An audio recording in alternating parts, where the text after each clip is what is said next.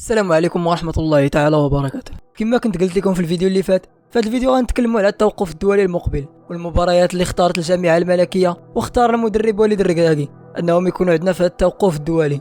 غنشوفوا علاش بالضبط وليد الركراكي اختار انه يلعب مع جوج منتخبات اللي قريبين لبعضياتهم في اسلوب اللعب. واش وليد الركراكي باغي انه يجرب شي اسلوب لعب جديد، خاصة وأنه كنا شفنا المنتخب في كأس إفريقيا الماضية كان منتخب مفتوح وكل شي عرفنا كيفاش كنلعبوا والنظام اللي كنلعبوا به أصبح مكشوف. وكذلك غنحاولوا نديروا توقعات للتغييرات اللي يمكن يدير والد الركراكي في الأسماء اللي غيستدعيها، واش غادي يغير من القناعات ديالو ويحاول يصلح بعض الأخطاء اللي دار في كأس إفريقيا. كعادة من الاستدعاء ديالو لعدة أسماء كان من الممكن تقدم لنا إضافة بحال سفيان الرحيمي وعبد الرزاق حمد الله وقائمة كبيرة من اللاعبين. غنشوفوا هادشي كامل واكثر بعد الانترو، بقاو معنا. وقبل ما نبدا كنطلب من اي واحد كيتفرج انه يدعمنا باللايك والتعليق والمشاركه ديال الفيديو، حيت كما كتشوفوا تفاعل طايح وما كيشجعش صراحه على انه تبقى تحط فيديوهات، وحتى اللايك ديالك فهو مهم باش انه يوصل الفيديو للناس اللي مشتركين في القناه وما كيوصلهمش الفيديوهات. وبلا ما نطول عليكم ندوزو مباشره للعمر.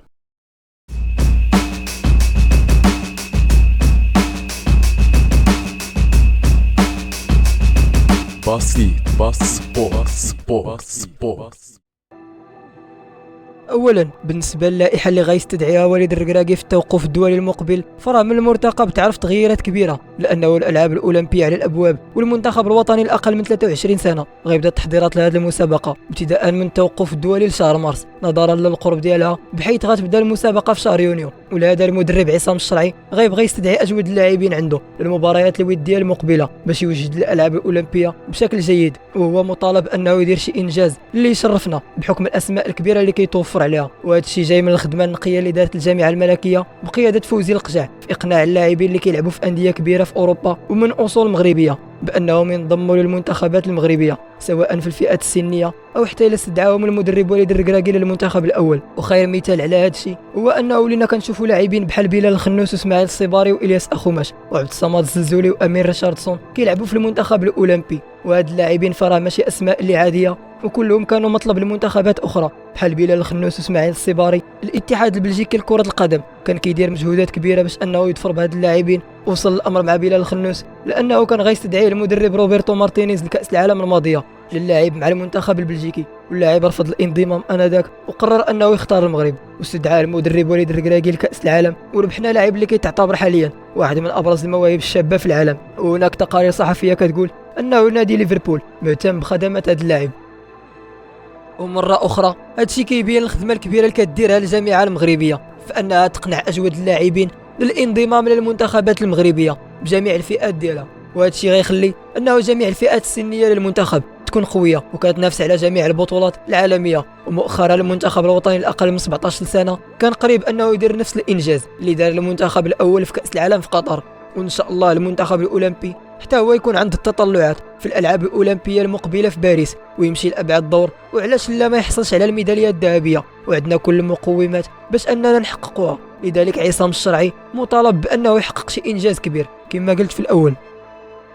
ودابا غندوزو مباشره لموضوع الفيديو واللي كيتعلق كذلك بالتوقف الدولي القادم، ولكن هذه المره مع المنتخب الوطني الاول والتغييرات اللي غتكون سواء في نظام اللعب اللي كيعتمد عليه وليد الركراكي او في الاسماء اللي غيستدعيها. بالنسبه لنظام اللعب فربما وليد بالاختيار ديالو المنتخبين كيلعبوا بنفس الاسلوب، اي انهم كيرجعوا للوراء وكيخليو الخصم يتحكم في كره وكيعتمدوا فقط على الهجمات المرتده بنفس الشكل ديال المنتخبات اللي كنلقاو معاها مشكل في كاس افريقيا واللي كتقصينا كجنوب افريقيا في المباراه اللي قصتنا فيها. كنا حنا اللي متحكمين في الريتم ديال المباراه وحنا اللي كنا كنخلقوا الفرص، ولكن بسبب الرعونه اللي كانت عند المهاجمين ديالنا قدام الشباك خلاتهم انهم يثقوا في راسهم واستغلوا الفرص القليله اللي جاتهم في المباراه وقدروا يربحونا. هنا كنهضروا على الفعاليه اللي خاص تكون عندنا حتى حنا واللي خاص يشتغل عليها والد الركراكي جيدا، لانه كاس افريقيا المقبله ما خصهاش تخرج من المغرب. برك عينا غير المراره ديال داك الاقصاء الاخير اللي بقى واحله لينا. وبالنسبه للمباراه المقبله غتكون عندنا امام منتخب انغولا، وهذا المنتخب راه منتخب محترم تكتيكيا وقدر انه يتصدر المجموعه ديالو في كاس افريقيا بعد ما فاز في المباراه الاولى على بوركينا فاسو ب2-0. في المباراه الثانيه قدر يربح موريتانيا ب3-2 وتعادل مع المنتخب الجزائري في المباراه الاخيره، وكانوا يقدروا يربحوهم في ديك المباراه ودازوا لدور الثمن النهائي ب7 نقاط بحالنا تماما واللي قدروا يربحوا فيه المنتخب الناميبي ب3-0، وقدروا انهم يدوزوا للدور الربع النهائي اللي تقصوا منه بصعوبه بهدف ل0 امام نيجيريا، وما ادراك ما نيجيريا. وبالتالي فمن المنتظر يكون اختبار حقيقي لنا. والد مطالب انه يرجع للجمهور المغربي الثقه بعد الاقصاء المذل امام جنوب افريقيا.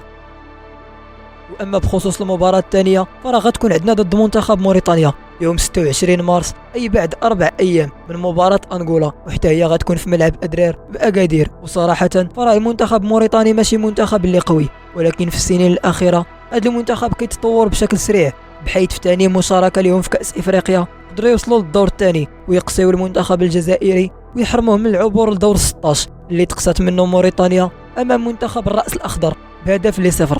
وكيتعتبر منتخب منظم دفاعيا وجيد جدا في التحولات، وغيشكل لنا كذلك واحد الاختبار اللي مزيان، خصوصا باش نشوفوا واش بصح ديك الاجواء ديال الكوديفوار هي اللي كانت مؤثره على المنتخب، ولا المنتخب كان عنده مشكل وما قدرش انه يربح منتخبات اللي متواضعه واللي كتنظم دفاعيا وكتخليك انت تجي عندها وتمشي ليك في المرتدات. وكرأي شخصي كنظن انه وليد الركراكي غادي يدير تغييرات كبيره بالاسماء اللي غتكون في اللائحه، وغيستدعي اسماء بحال سفيان الرحيمي وعبد الرزاق حمد الله، لانه سفيان بوفال عنده اصابه، وعبد الصمد الزلزولي غيستدعي المدرب عصام الشرعي للمنتخب الاولمبي. وبنسبه كبيره نقدروا نشوفوا سفيان الرحيمي او مراد بطنه كذلك يستدعيهم لتعويض هاد الاسماء اللي ذكرنا. ونقدروا نشوفوا في مركز الظهير الايسر شي اسم جديد، واللي كما ذكرت بعض التقارير الصحفيه انه وليد الركراكي التقى بيوسف إنريكي الخديم، الظهير الايسر اللي كيلعب في الفريق الرديف نادي ريال مدريد، من اجل استدعائه في الفتره القادمه بعد ما تراجع مستوى مجموعه من الاسماء، وكيشوف بانه يوسف الخديم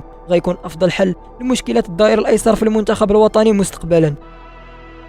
في النهايه ديال الفيديو وليد الركراكي كيحاول انه يخدم على بعض مراكز الخاصات في المنتخب، وكذلك غيحاول انه يصلح بعض الاخطاء اللي دار في كاس افريقيا السابقه باش انه نكونوا واجدين لكاس افريقيا اللي غتكون في بلادنا في السنه المقبله. وهذا الشيء راه قالوا في اللقاء اللي داز في الرياضيه، ماشي انا اللي قلته. المهم حتى لهنا غينتهي الفيديو ديالنا اليوم، وما تنساوناش من الدعم ديالكم باللايك والتعليق والاشتراك في القناه. شكرا لكم من القلب، وخا التفاعل ناقص فنحاولوا اننا نرضيوكم ونقدموا شي محتوى اللي مفيد. والى اللقاء في فيديو جديد.